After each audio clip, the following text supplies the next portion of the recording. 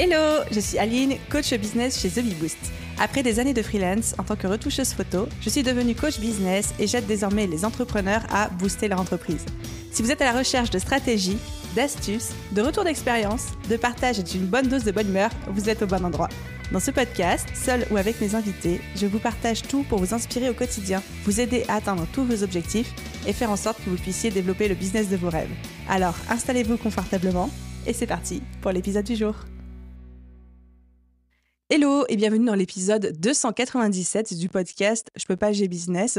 Aujourd'hui, on va parler d'un sujet qui, je sais, vous plaît toujours énormément dès que je l'aborde, qui est de comment vivre de son activité avec une petite audience. Et je ne suis pas seule pour en parler aujourd'hui puisque je suis accompagnée de Jérémy Coleman, mon invité. Et Jérémy, pourquoi est-ce que je lui ai demandé d'aborder ce sujet ? Déjà parce que, c'est sa spécialité en tant qu'expert, en tant que coach et en tant que mentor, que d'accompagner les prestataires de services avec une petite audience à atteindre de hauts niveaux de chiffre d'affaires. Mais c'est surtout parce que lui-même, avec une audience qui, tout réseau confondu, compte peut-être 20 000 personnes. Alors certes, 20 000 personnes, 20 000 abonnés, tout réseau confondu, c'est beaucoup, je suis d'accord, mais qui atteint comme ça des chiffres d'affaires à 7 chiffres, 1 million, 2 millions d'euros. Et donc si on fait un prorata, un ratio VS, vous, votre audience, même si elle n'est que de 2000 personnes ou 1000 personnes, faites un produit en croix comme quand on était au collège et voyez-vous ce que ça peut signifier en termes de chiffre d'affaires. La clé de ce chiffre d'affaires et la clé de tout ça, c'est évidemment d'avoir des compétences en conversion. Comment est-ce qu'on construit une petite audience mais très qualifiée et comment est-ce qu'ensuite on la convertit sur nos offres ? C'est tout le sujet de cet épisode de podcast. Donc sans plus de transition, je vous laisse écouter mon échange avec Jérémy et je vous retrouve ensuite pour la conclusion. Bonne écoute. Hello Jérémy, j'espère que tu vas bien. Bienvenue sur le podcast Je peux pas, j'ai business. Dans quel mood on te retrouve là aujourd'hui ? Bah écoute, ça va plutôt bien, en mood fatigué parce que déménagement, entreprise, croissance, bébé, tout ce que tu veux. Mais à part la fatigue, je vais très bien. Donc toi, tu t'es dit, je vais packager toutes les expériences d'une vie d'un être humain standard dans une année, qui est l'année 2024. Dans 6 mois. Dans 6 mois, toujours plus. Ouais, mais tu sais, j'ai la naïveté de me dire, ensuite c'est fait, je peux me reposer. Mais la vérité, c'est que je trouverai un autre truc à faire, quoi. Bon, en tout cas, je te souhaite plein de courage avec tout ça. Et surtout avec le déménagement, moi aussi j'en sors là, je suis encore dans le carton. Entre le chamboulement émotionnel, le changement de vie, la perte de repères, ce matin, je savais même plus où étaient rangés les trucs pour faire le café, alors que je les ai moi-même rangés dans un placard hier. J'étais perdu, Jérémy. Ouais, moi, c'est quand je sors de chez moi. Mais où est ma salle de sport ? Mais où est mon supermarché ? Mais où est mon café ? Il faut que je réinvente des routines. Ça ira mieux dans un mois. C'est exactement ça. Et en même temps, comme je te disais tout à l'heure en off, c'est quand même des problèmes de riches. Et on est content de les avoir. Ouais, bien sûr. Non, on a vraiment de la chance. Et alors, quand je dis ça, tu vois, tout le monde monte au créneau. Tu vois, oui, mais tu as construit ta chance. Oui, ça ne n'empêche pas. Je peux m'être battu et avoir bâti quelque chose dont je suis fier et reconnaître que j'ai de la chance d'avoir réussi à le bâtir, en fait. Il y a une grosse partie de travail, je suis d'accord. Et il y a aussi, on va pas se mentir, une partie de chance déjà à la naissance, d'être né dans le bon pays, dans la bonne famille, d'avoir peut-être reçu aussi une certaine éducation avec des valeurs, même si discutables là, sur certaines applications. Et puis oui, il y a aussi beaucoup d'opportunités. Il y a plein de gens qu'on connaît, toi et moi, qui travaillent très très dur et qui n'arrivent jamais vraiment à percer, entre gros guillemets, quoi. Je crois que c'est Gary Vaynerchuk ou Casey Neistat, je sais plus, qui disait ça à un moment, qui disait travailler très dur ne rend pas plus riche, ça rend plus fatigué. Et notre société l'a bien montré, en fait. C'est pas ceux qui travaillent les plus durs qui réussissent le mieux, malheureusement. Et peut-être que ça devrait être autrement, c'est pas à moi de le dire. Mais c'est important d'avoir une petite part de gratitude, de reconnaître un petit peu la chance qu'on a eue, même si on peut être fier de soi, de son travail, je pense. Complètement d'accord, j'aime ça. Avant qu'on commence déjà à creuser dans le sujet du jour, pour ceux qui ne te connaîtraient pas, ceux que j'aime bien appeler ceux au fond de la classe là, est-ce que tu pourrais te présenter en 3 points ? Genre si tu avais une bullet list de 3 points à remplir, qu'est-ce que tu mettrais pour présenter Jérémy Coleman ? Je suis passionné et obsessionnel du marketing depuis plus de 15 ans. Avant même de faire le métier que je faisais, je m'y intéressais dans d'autres façons. Et j'ai régulièrement des lubies sur des trucs chelous, vraiment les rabbit holes d'internet, où je vais regarder le film Premier Contact, puis me retrouver sur Wikipédia à découvrir l'hypothèse de Sapir-Whorf sur le déterminisme linguistique. Et tu sais, vraiment, je digue dans des trucs où on comprend pas comment je suis arrivé là. Moi-même, il est 3h du matin, qu'est-ce qui vient de se passer ? Et sinon, je suis marié, je suis papa, je vis en France, j'ai un petit chien, je roule en scénic, je suis le parfait petit cliché entre 30 et 40 ans accompli qui coche les cases sur la bucket list. Et j'en suis très fier. Et ça dicte beaucoup de choses sur mon travail et ça dit beaucoup de choses de moi, je pense. J'adore ces 3 points que tu as choisis, que ce ne soit pas que des points business aussi. C'est quoi ton métier aujourd'hui ? Mon métier aujourd'hui, c'est chef d'entreprise avant tout. J'accompagne encore un petit peu des clients et globalement, on les aide à développer leur activité avec les réseaux sociaux, des systèmes simples, de l'evergreen qu'on pourra expliquer plus en détail si tu veux tout à l'heure. Mais même si je suis encore en contact avec les clients la plupart du temps, mon métier, c'est avant tout chef d'entreprise, c'est de former mes équipes, de les aider, d'avoir la vision, de définir un plan stratégique, de voir comment est-ce que notre entreprise, on l'amène au prochain palier, qui je dois devenir pour ça, qui je dois recruter. Aujourd'hui, j'ai plus un job de CEO que de marketeur, comme je l'étais à l'origine. Mais la raison d'être de ton entreprise, c'est de former des gens au marketing pour eux-mêmes développer leur business. Ouais, la mission de l'entreprise, au sens classique du terme, c'est de prendre des coachs, des thérapeutes, des infopreneurs, des experts, voilà, des gens qui ont une expertise dans un milieu, et de dire, ok, ces gens-là, ils sont très bons en savoir-faire, mais ils sont pas bons en faire savoir. Donc on va leur montrer, sans les transformer en marketeurs et en communicants, comment utiliser Internet, les réseaux sociaux et les outils que toi et moi on connaît par cœur depuis tellement longtemps, comment les utiliser simplement pour avoir des clients, avoir une activité et faire un métier qu'ils aiment. Est-ce que tu dirais que toi et moi, on est concurrents ? Non, j'ai pas l'impression. Déjà, j'ai pas l'impression qu'on soit tout à fait sur la même cible. Il y a quand même des twists, on parle pas tout à fait aux mêmes gens.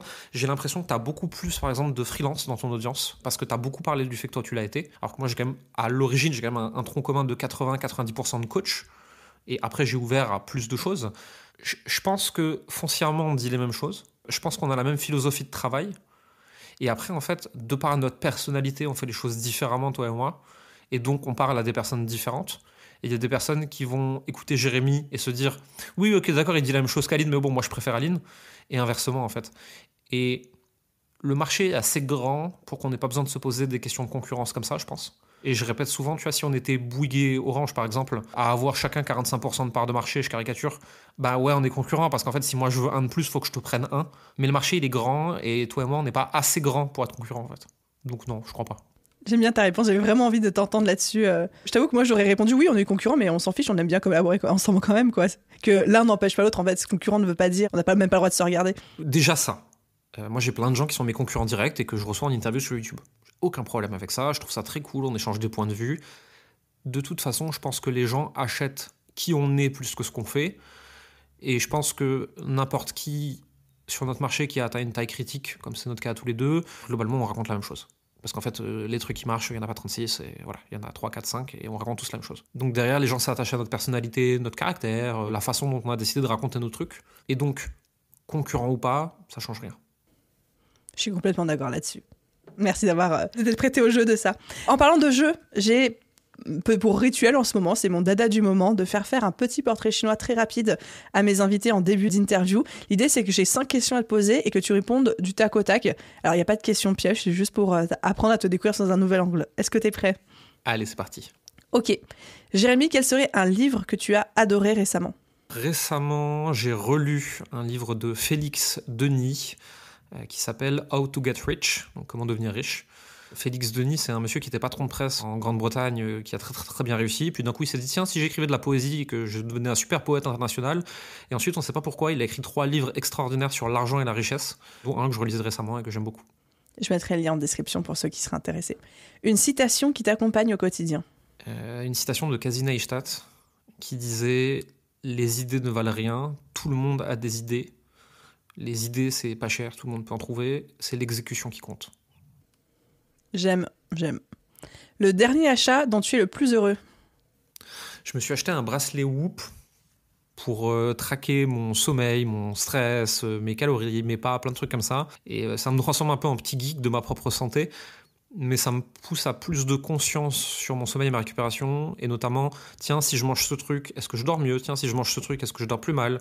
Tiens, est-ce qu'un verre, c'est OK ? Et est-ce que 3, ça part en cacahuète à ce point-là ? Etc. Tu vois, ça ramène de la conscience qu'on a tendance à perdre sur le corps et sur comment on se sent. Et du coup, j'aime bien, je trouve ça assez intéressant et ça me fait kiffer. Ah, les débuts dans le biohacking, j'adore ça aussi. Je suis une fière détentrice de Oura Ring depuis bientôt maintenant 3 ans. Et franchement, ça révolutionne mon quotidien, quoi. C'est trop intéressant de faire des expériences sur soi et voir comment son corps réagit et tout. Ah oui, je l'ai eu aussi celle-là. Une application dont tu ne pourrais pas te passer ? Je pourrais faire le malin et dire Kindle, mais c'est pas vrai. Je pense qu'il faudrait dire Instagram. Hein. Je suis plus souvent sur Instagram que sur Kindle. Non, les réseaux sociaux, parce que c'est mon point de contact avec ma famille et mes proches, mais c'est aussi mon point de contact avec mon entreprise. Donc on pourrait dire Instagram comme on pourrait dire Slack si tu préfères. Mais globalement, les applications de communication digitale, pour moi, sont des essentiels au quotidien. Ah, c'est marrant que tu cites Instagram et pas Facebook. Facebook, je l'utilise beaucoup pour poster, parce que j'ai une grosse partie de mon activité dessus. Mais j'ai de moins en moins de gens qui discutent sur Messenger, à part 2-3 clients par-ci par-là. Les proches sont sur WhatsApp, le boulot c'est sur Slack, et sur Instagram il y a un peu de tout. Donc Facebook pour moi c'est une application de création plus que de consommation. On en parlera après parce que moi, un des points très différenciants que je trouve que tu incarnes très bien, c'est que toutes les personnes qui disent « ouais, Facebook c'est mort », surtout sur une cible milléniale, génération Z, etc. Et en fait, toi, une grosse partie de ton audience est sur Facebook et c'est aussi là où... Moi, c'est là où je t'ai découvert et où j'ai suivi tes contenus. Donc j'ai hâte qu'on en parle, mais ce sera pour après. Dernière question de ce portrait chinois, quel est le plus beau compliment qu'on puisse te faire ? Qu'à la fin de la journée, on reconnaisse que j'ai fait de mon mieux, que parfois j'aurais fait quelque chose d'extraordinaire, parfois j'aurais fait de la merde. Parfois, j'aurais même blessé des gens et j'aurais fait des choses mal. Mais qu'on reconnaisse que j'ai pas de mauvaises intentions et que vraiment j'essaie de faire de mon mieux à chaque fois. Merci de t'être prêté au jeu. Je t'en prie. Ok, du coup, pour commencer, par le commencement, on sait aujourd'hui que, parce que je pense que les gens comme toi et moi et tous les coachs du marché l'ont aussi beaucoup répété, on n'est pas obligé d'avoir une énorme audience de 100 000 abonnés pour arriver à vendre 3 produits en ligne, bien sûr. Ouais. Ça, les gens l'ont entendu, mais j'ai l'impression que c'est quand même un peu plus dur à intégrer. On voit de temps en temps des personnes qui prennent la parole, qui ont une petite audience, et quand je dis petite, c'est peut-être quelques centaines, voire même peut-être quelques milliers d'abonnés sur Instagram et qui arrivent à se dégager des business à 6 chiffres, 7 chiffres, etc. Toi, quelle est ta posture sur taille de l'audience vs nombre de ventes ?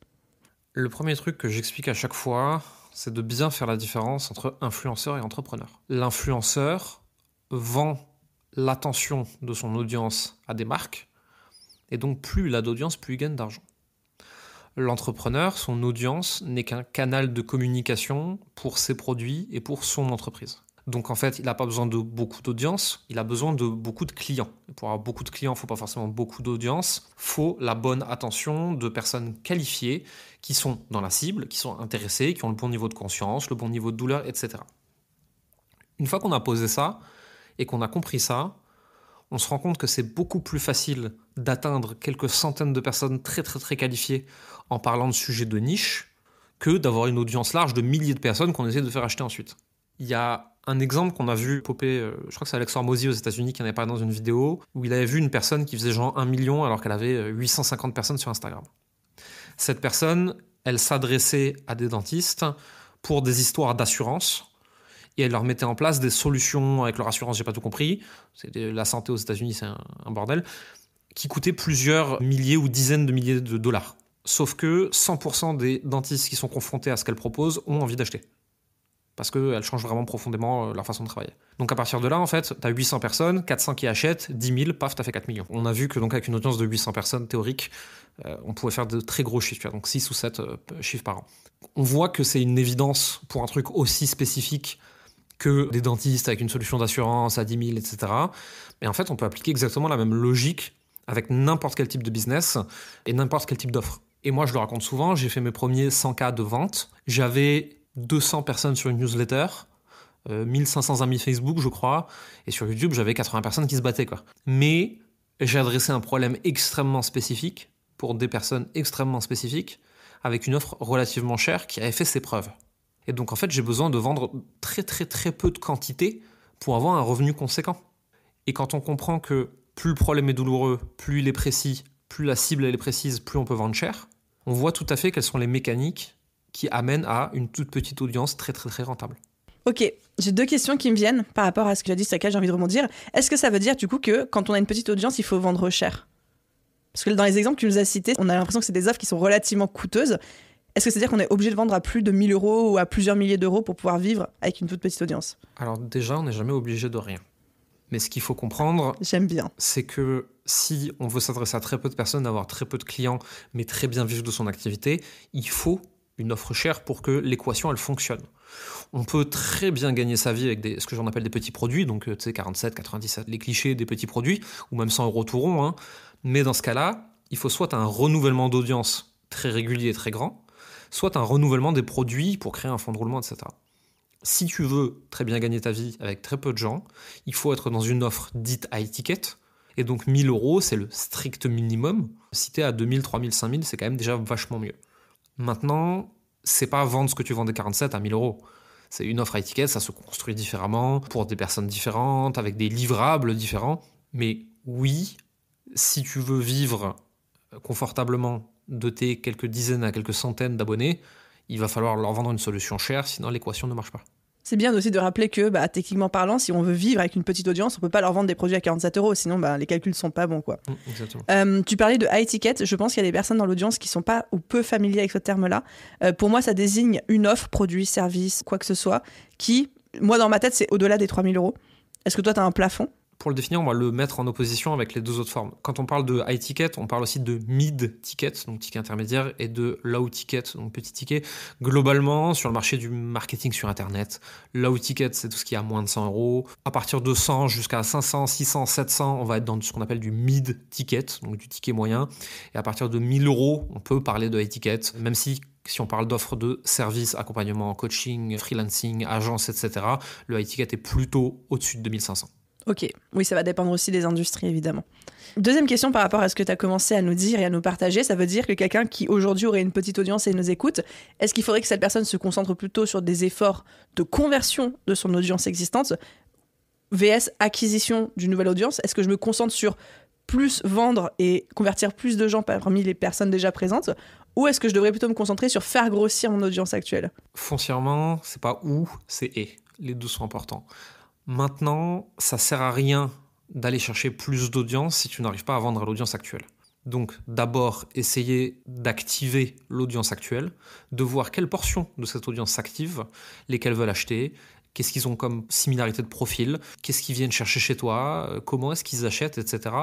Et quand on a beaucoup mieux compris son persona, ce qui est beaucoup plus facile avec une toute petite audience, parce que foncièrement, si tu as 100 personnes qui te suivent, tu peux tous les prendre au téléphone. Donc tu as un niveau de compréhension qui te permet ensuite d'aller chercher un agrandissement, pas conséquent, mais un agrandissement de ton audience, mais avec des données plus précises. C'est plus facile de jouer au jeu de l'influence une fois que tu as de l'argent que de faire grossir ton audience sans argent et te demander comment tu la monétises ensuite. C'est très juste. Je dis souvent à mon audience, vous savez, 0% de conversion sur une petite audience, ce sera toujours 0% de conversion sur une grosse audience. Et que si les gens n'achètent déjà pas, alors que vous avez une petite audience, ils n'achèteront pas plus quand l'audience sera plus grande, en fait. Le problème, il est dans la manière dont vous vendez, parfois même dans la manière dont vous ne vendez pas, parce que vous ne faites aucun effort de vente. Donc, on se concentrer plutôt là-dessus, dans un premier temps. Et ensuite, une fois qu'on a trouvé une formule qui marche, là, la faire à plus grande échelle. Et surtout, si on a une formule qui marche, ça donne des moyens décuplés. J'avais cette discussion il y a longtemps, il y a 1 an maintenant, je me souviens plus. J'ai organisé une interview avec Valran du Crayon Média. Et donc je loue leur studio. Leurs studios sont parmi les plus chers à Paris.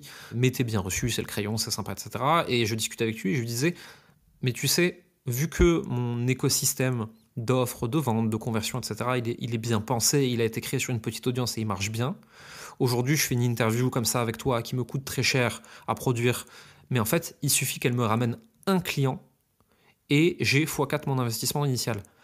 Ce qui n'est pas possible si tu joues au jeu de l'audience, parce que le jeu de l'audience coûte très cher. Et donc, moi, mon conseil, et je dis des il faut, tu dois, etc., il n'y a pas d'obligation, ce n'est que mon point de vue, c'est plus facile d'aller mettre de gros moyens pour acquérir de l'audience quand tu as un écosystème commercial fonctionnel.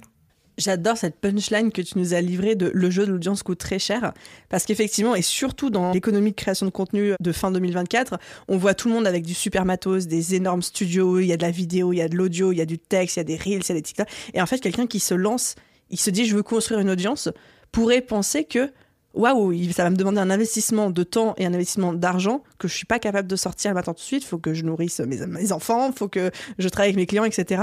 Et en fait, on ne voit presque plus ces personnes qui se lancent comme toi et moi on a pu le faire avec j'enregistre sous une couette avec le dictaphone de mon téléphone parce que c'était les podcasts 2.0, tu vois.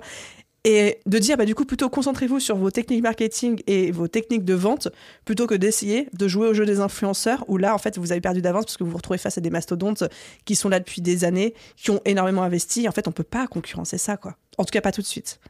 Et t'as pas besoin, ça tombe bien. Parce que il y a une fraîcheur à la personne qui débute, qui fait son truc avec son téléphone dans un coin, le truc est moche, mais ça vient du cœur, etc.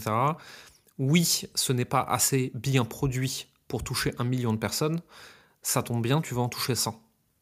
Et en fait, les efforts de production et les coûts que toi ou moi, par exemple, on est capable de faire, que ce soit sur un événement, sur une prod, etc., c'est parce qu'on est arrivé à une taille critique qui fait que si on veut toucher plus de gens, on doit aller dans du plus grand public. Et donc, on ne peut pas toucher ces gens qu'avec notre message. Il faut que ce soit aussi bien produit. C'est pas le cas au début. Moi, je me rappelle, au début, je tournais avec mon iPhone. Les micros d'iPhone, ils étaient encore pires que maintenant.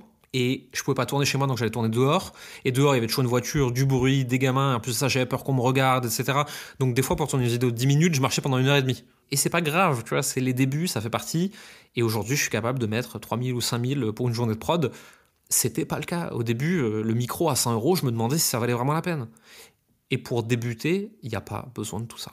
Totalement d'accord. Et c'est bien de le dire parce que moi, la première, je sais que même encore aujourd'hui, des fois, je peux être biaisée par un effet de comparaison de « Ah bah, j'ai envie de passer mon podcast en vidéo, tu vois, ça va être un des projets des prochains mois. » Mais je vois tous les gens qui font déjà des trucs incroyables dans des studios exceptionnels. Tu parlais du studio du Crayon, je dis « Bah oui, mais moi, je peux pas faire ça sur mon petit bureau chez moi. Ça veut dire qu'il va falloir que j'achète des décors. » Enfin, tu vois, c'est facile de se monter la tête, même quand t'as l'habitude des codes, de penser que tu dois faire toujours plus grandiose pour attirer l'attention.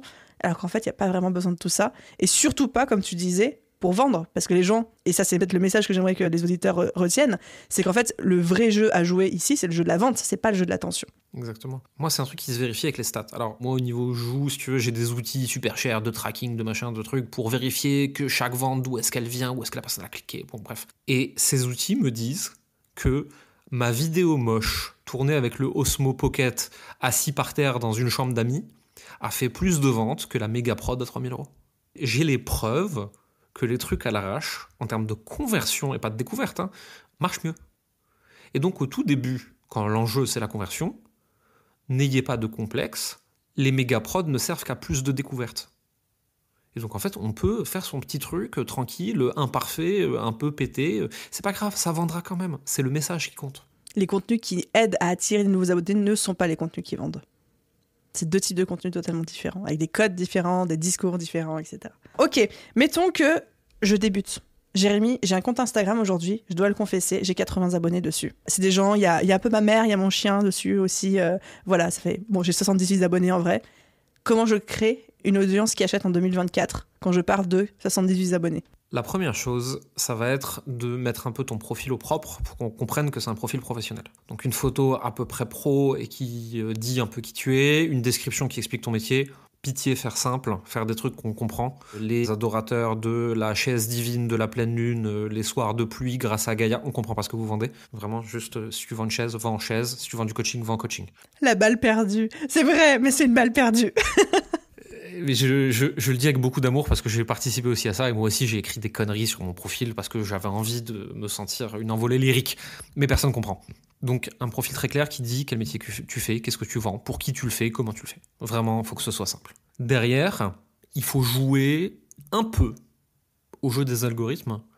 Alors ça ne veut pas dire qu'il faut essayer de le craquer, l'algorithme, et de le comprendre, il n'y a rien à comprendre, de toute façon il change toutes les 2 semaines. C'est juste qu'il y a des moments où certains types de contenus sont plus poussés par les plateformes que d'autres.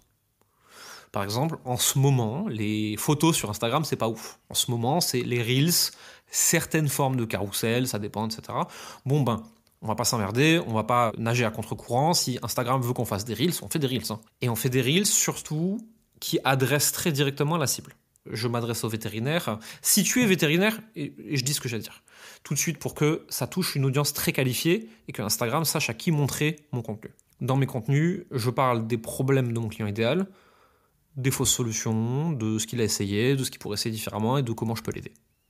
Vraiment, c'est des vidéos très simples, de ce qu'on appelle du direct response marketing. C'est le marketing qui vend des trucs et qui s'oppose au branding, qui serait une pub Coca-Cola pour dire « Regardez la belle marque Coca-Cola ». Parler à votre client idéal, vraiment, c'est tu es telle personne, tu as tel problème, tu as essayé telle solution, ça ne marche pas parce que, est-ce que tu as essayé ça? Je le sais parce que je fais ce métier et, par exemple, tu vois. Et derrière, aller interagir avec des comptes sur sa thématique, des clients potentiels, liker des photos, commenter, regarder les stories, répondre. Ça reste un réseau social en fait. Donc aller créer de la connexion et aller chercher à la main un peu ses premiers abonnés, ses premiers fans, ses premiers trucs. On appelle ça globalement la routine d'engagement. C'est chiant, personne n'a envie de le faire et tout le monde doit le faire au début. On l'a tous fait à nos débuts. Pour amorcer un compte, ça marche quand même bien.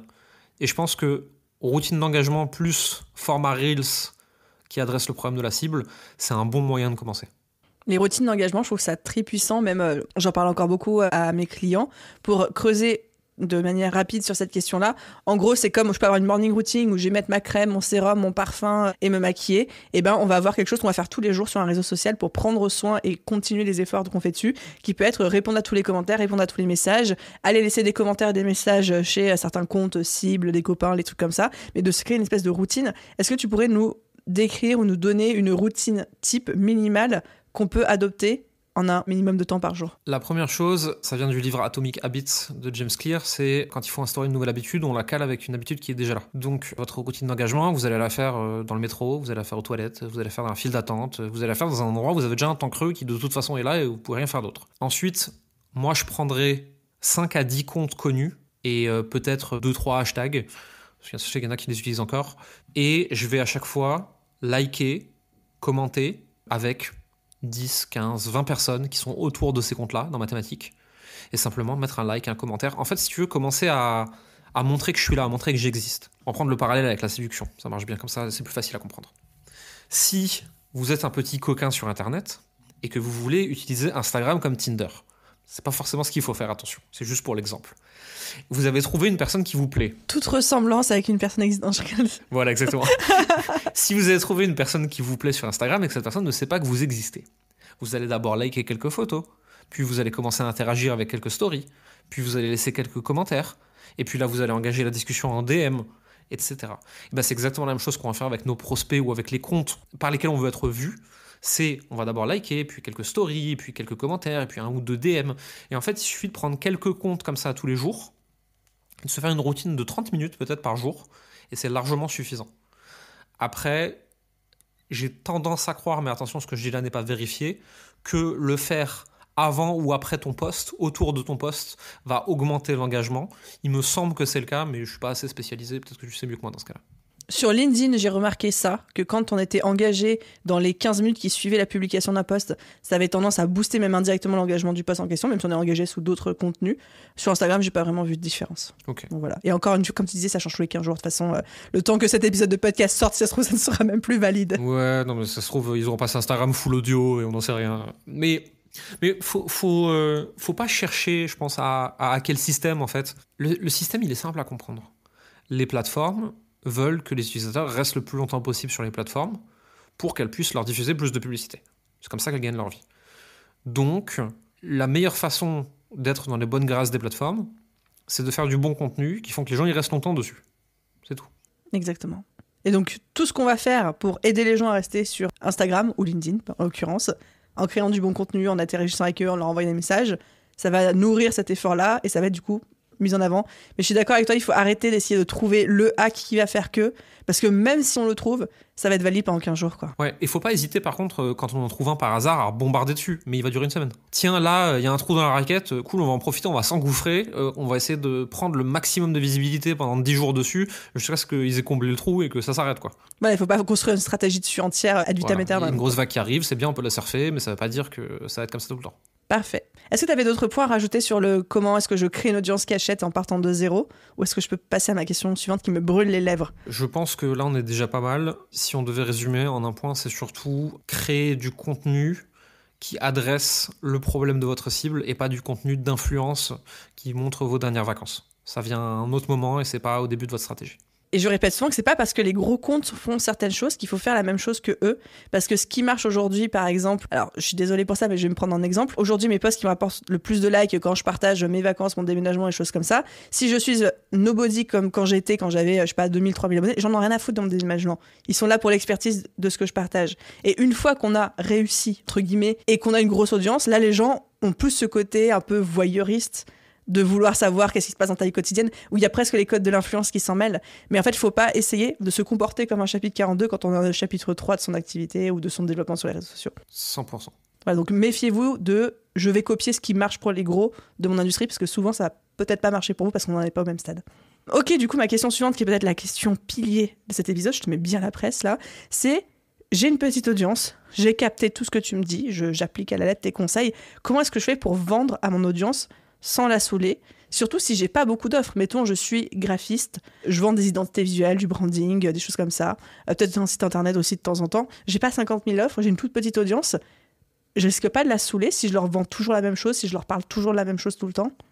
En fait, 90 à 95% de tes contenus, tu vends rien. Tu vends ton expertise, tu vends une démonstration de compétences, tu vends de la valeur, tu vends de la relation, tu vends tout ça, mais tu ne vends pas en fait, justement. Donc je parle pas de mes offres. Et je mets une grosse différence moi, entre vendre et donner envie d'acheter. Donner envie d'acheter, j'attire, vendre, je pousse. En fait, mes contenus sont là pour créer de l'autorité sur mon domaine d'activité, pour établir de la relation et pour montrer que je sais ce que je fais.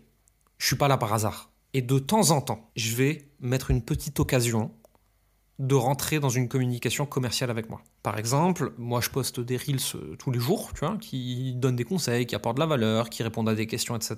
Et de temps en temps, je vais dire, si tu es dans telle situation, commente méthode. Là, j'ai branché le logiciel ManyChat, mais au début, je le faisais à la main. Hein, et je vais t'envoyer une ressource de valeur sur ton sujet. Et moi, j'ai créé une petite vidéo qui explique des trucs, où je donne des conseils, où je donne de la valeur. Donc la personne, elle va engager avec moi pour la recevoir. Et je vais me retrouver en discussion en DM avec elle. Et là, je vais pouvoir commencer à poser quelques questions dites de setting, de découverte, si tu préfères, pour commencer à voir si cette personne, est-ce qu'elle est vraiment dans ma cible ? Est-ce qu'elle a un problème ? Est-ce que je peux l'aider ? Est-ce qu'elle cherche de l'aide ? Si tous ces feux sont ouverts, là, je vais lui proposer un appel, diagnostic, bilan, découverte, on s'en fout du terme. Et dans cet appel, je vais toujours rien lui vendre. Je vais creuser si je peux l'aider et son besoin. Et à la fin de ce diagnostic, là seulement si ça a du sens, j'amènerai la personne vers un pitch de ce que je peux proposer. Et donc en fait, je pousse le relationnel aussi loin que possible. Et c'est seulement tout à la fin, pour un très très très petit nombre de personnes, que je vais vendre. Donc en fait, tout mon compte est là pour maximiser toutes les étapes d'avant pour avoir les meilleures personnes à la dernière étape. Donc c'est bien parce que là on a un petit peu un aperçu de toi, ton tunnel de vente, enfin ton parcours de vente client, qui est de je crée du contenu sur les réseaux sociaux, je les attire en DM avec, là aujourd'hui c'est du ManyChat, mais entre guillemets une promesse de valeur supplémentaire donnée dès qu'on crée une conversation one-to-one. Tu fais du setting, donc c'est-à-dire de la découverte pour voir si la personne est qualifiée pour travailler avec toi, pour pas emmerder quelqu'un qui serait pas qualifié pour ton offre. Exactement. Si c'est le cas, tu proposes un appel pour échanger un petit peu plus sur les problématiques et les challenges. Tu les creuses pendant un appel en visio, j'imagine, avec la personne. C'est toi aujourd'hui qui fais ça ou c'est des personnes que tu as formées ? Non, c'est des personnes de mon équipe aujourd'hui. Je l'ai fait pendant longtemps. Avec la particularité, c'est que je déteste le téléphone. Donc moi, je faisais 100% de mes ventes en Messenger. Messenger, Instagram, WhatsApp, ce que tu veux. Ok, tu questionnais, tu donnais des conseils par écrit. Ouais, c'est ça. C'est vendre 100% par écrit, c'est une de nos méthodes. Mais aujourd'hui, en fait, on peut avoir des gens de mon équipe au téléphone et c'est eux qui vont faire ce diagnostic-là. Ok, et donc à ce moment-là, si la personne correspond à vos critères et tu sais que tu peux l'aider avec ton offre, toi ou quelqu'un de ton équipe, vous lui dites, bah voilà, nous on a tel programme d'accompagnement ou tel programme de coaching, etc. Ouais. La spécificité chez nous, et que j'invite les auditeurs, si ça match pour eux, à utiliser, parce que je trouve que c'est sain, c'est que chez nous, sauf rares exceptions, premier appel, tu peux rien acheter. C'est un appel de diagnostic, conseil, compréhension. On ne pitch pas. Sauf vraiment si toutes les planètes sont alignées, mais c'est assez rare. Oui, si la personne le réclame à genoux, vous n'allez pas dire non. Voilà. Et donc en fait, on est très confortable à dire, c'est un appel de coaching et de compréhension offert. On n'a rien à vendre. Tu peux venir sans CB, tu peux venir détendu, les mains dans les poches. On vend rien. Et derrière, si vraiment à la fin de cet appel, tu veux en savoir plus sur ce qu'on fait, comment on le fait, est-ce qu'on peut t'aider, etc., on va se recaler un appel, pas forcément longtemps après, hein, ça peut être dans les 24 à 48 heures. Et là, on va te montrer, on va te pitcher notre offre, celle qu'on aura estimée la bonne pour toi. Et cette façon de faire, je pense que n'importe qui est dans l'expertise, freelance, coach, consultant, thérapeute, peut utiliser la même façon de faire. Et du coup, si aujourd'hui j'étais sur ton site internet, est-ce que je peux acheter chez toi sans passer par ce process ? Non, tout simplement parce que c'est la même réponse que quand une personne me demande le prix. Un prix sans contexte, sans diagnostic ne veut rien dire. Nous, on a des offres qui vont de 7 € à 70 000 €. Donc autant te dire qu'il va déjà falloir trouver la bonne pour la personne. Mais surtout, c'est comme si tu rentres chez le garagiste et que tu dis ça coûte combien de changer une roue ? Il dit je sais pas, faut que je regarde la voiture, faut que je regarde si le parallélisme il a pris un coup, si machin, si truc. Enfin non, je veux savoir combien ça coûte de changer une roue, c'est tout, point. Bah ouais, bah écoute, si c'est une roue de vélo, 100 €, c'est une roue de Ferrari, 100 000. Qu'est-ce que tu veux que je te dise ? J'ai pas la réponse tant que j'ai pas vu la voiture. Eh ben, moi j'ai pas la réponse de la bonne offre tant que j'ai pas vu le business. Et donc, il faut un diagnostic pour que je puisse savoir si on peut aider la personne. Sinon, je la pitch pas, il faut pas l'intérêt. Et surtout, quelle offre est la plus adaptée. Et même des fois, on n'est pas les bonnes personnes pour t'aider parce que va voir telle personne. Il sera plus qualifié que nous. Et c'est pour ça qu'on ne peut pas acheter en direct chez nous. Parce que sans ce diagnostic, je ne sais pas ce que tu as et donc je ne sais pas ce dont tu as besoin. J'aime bien, c'est puissant et j'aime cette approche parce que je pense que ça va parler à beaucoup de personnes dans l'audience de se dire je peux proposer un premier appel, une première conversation et dire clairement j'ai rien à te vendre. Comme ça enlève la pression de la prospection, de la représentation qu'on doit avoir, du discours de vente, et on se concentre juste sur les besoins de la personne en face, sachant qu'on peut recaler un call derrière. Est-ce que toi, tu as une perte de vente entre les personnes qui sont super chaudes à la fin du diagnostic, mais que dans les 24 à 48 heures qui séparent les deux appels, tu sens que tu la perds? Non, mais c'est une question hyper intéressante. Nous, on envoie des ressources de valeur entre les deux appels. D'ailleurs, on lui donne des devoirs, tu vois. Si la personne, elle n'a pas regardé les ressources d'ici le deuxième appel, on sait déjà qu'en fait, elle n'était pas si chaude que ça, tu vois. Et c'est pas grave, c'est OK. Mais on entretient le feu si la personne, elle est vraiment déterminée. On va lui donner des ressources, de la valeur, etc. Mais c'est toujours un peu pareil, c'est... Pourquoi est-ce qu'on fait cet appel-là, le premier ? C'est parce qu'en fait, on avait remarqué que balancer dans nos emails le coaching offert, ça ramenait quand même vachement d'appels. Mais la plupart du temps, c'est un mensonge. Ce coaching offert, mais en fait, c'est un appel de vente déguisé. Comment je fais pour profiter de ce truc qui marche quand même bien, mais sans mentir aux gens ? Je vais vendre en 2 appels. Le premier est effectivement un coaching offert, donc je peux dire coaching offert en me sentant droit dans mes bottes. Et après, globalement, une personne qui veut vraiment acheter, elle se déchauffe pas en 48 heures. Sinon, c'est qu'elle s'était chauffée émotionnellement, mais ça aurait été un mauvais achat. Ça aurait été un achat impulsif, tu vois. Un achat drivé un peu par la peur, par la culpabilité ou des choses comme ça. Tu sais, il y a quelques années encore, ça avait fuité, il y avait des gens qui disaient à leur sales, faites-les pleurer au téléphone, tant qu'elle pleure pas, elle achète pas. Il n'y a rien de pire pour moi, c'est pitié, ça, non quoi. La personne doit sortir de l'appel en se sentant plus puissante, pas plus petite. Si elle achète parce qu'elle se sent plus petite, c'est que j'ai fait ce qu'on appelle en France de la vente sous pression. C'est illégal, déjà. Hein.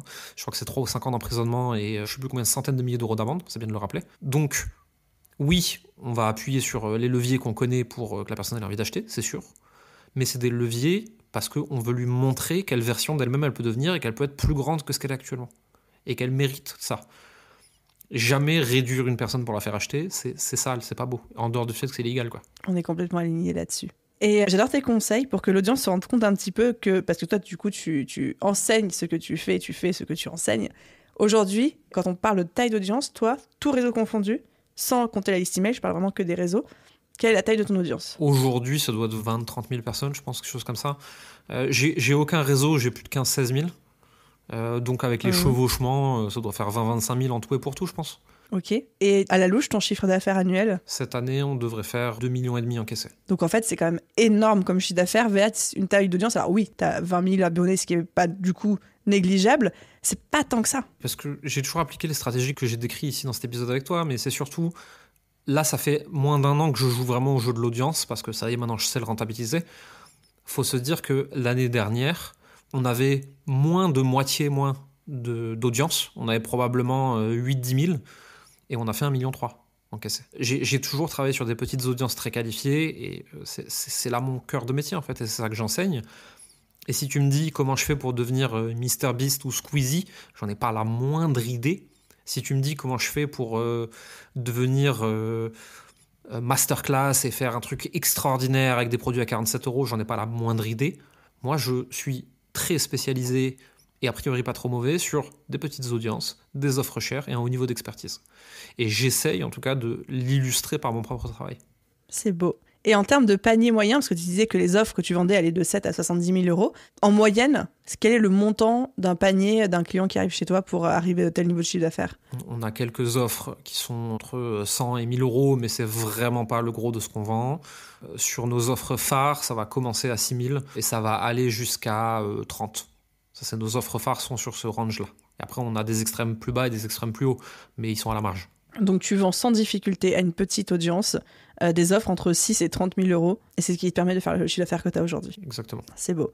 Non, mais j'aime bien te poser des questions très précises pour que les gens comprennent, quand on dit je vends beaucoup à une petite audience, c'est quoi beaucoup ? C'est quoi une petite audience ? C'est quoi le ticket moyen ? Tu vas d'avoir des chiffres, je trouve que ça rend la chose beaucoup plus réaliste et je trouve atteignable aussi. Dernière question qui me vient aussi par rapport à ça.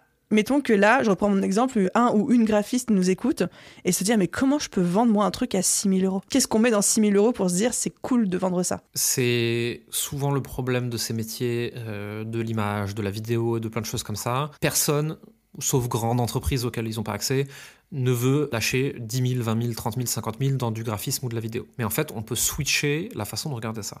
Au lieu de vendre du graphisme, on peut vendre la résolution d'un problème très précis grâce au graphisme.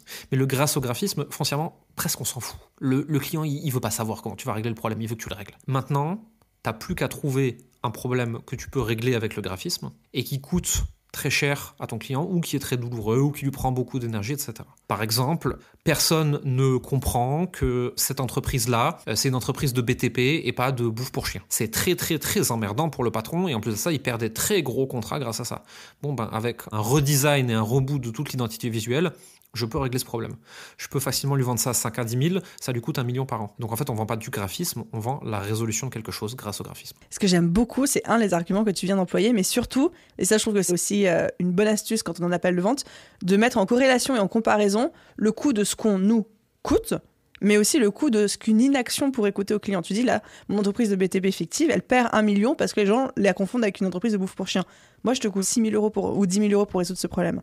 Et en fait, là, rationnellement, un chef d'entreprise ou un client professionnel va se dire « Ah bah oui, c'est un investissement ». C'est le coût de non-résolution. C'est qu'est-ce que ça coûte à la personne en face de ne pas résoudre le problème. À 1 mois, 1 an, 3 ans, 5 ans, 10 ans. Et d'un coup, maintenant, votre prix en perspective, il n'est pas cher du tout. Hyper intéressant.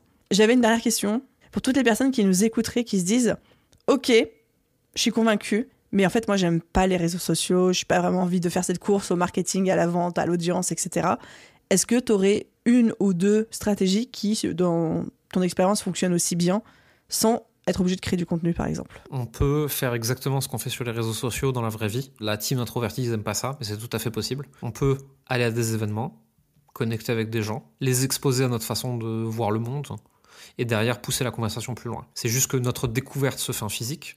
Notre nurturing, donc la phase de relation et de valeur, va se faire peut-être autour d'un café, pourquoi pas, tu vois, ou dans une conférence, n'importe, il y a 1 million de façons de faire. Et la phase de vente va se faire aussi autour d'un café, autour d'un dîner, etc. C'est de se dire, toutes ces étapes, donc découverte, nurturing, achat, peuvent se faire dans la vraie vie. On n'est pas obligé d'utiliser les réseaux. Les réseaux sont un amplificateur, ça marche bien, moi j'adore, je préfère. Si vous n'aimez pas, faites autrement, il n'y a aucun problème. C'est cool de dire aussi qu'il n'y a pas que les réseaux sociaux dans la vie, parce que toi et moi, on est mordus à ça, on adore ça. Il n'y a pas que ça dans la vie pour quelqu'un qui serait totalement contre les réseaux sociaux. Exactement. Merci beaucoup, Jérémy. J'ai adoré aussi bien les retours d'expérience personnelle, ta transparence sur tes chiffres, tes résultats, tes méthodes de vente. C'est là où beaucoup de marketeurs, de coachs, de formateurs auraient tendance un peu à faire de la rétention d'infos là-dessus.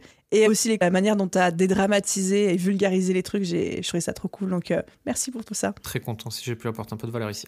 Et si on a envie de travailler avec toi, parce qu'on est entièrement convaincu par ton discours, qui n'était pas un discours de vente pendant ce podcast, c'est quoi le meilleur moyen de rentrer en contact avec toi ou avec ton équipe? Instagram, YouTube, LinkedIn, Facebook, là où vous avez envie, là où c'est le plus confortable pour vous. Jérémy Coleman, je suis présent un peu sur tous les réseaux, que ce soit en DM ou n'importe où. La plupart du temps, c'est sur moi que vous tombez vraiment en plus.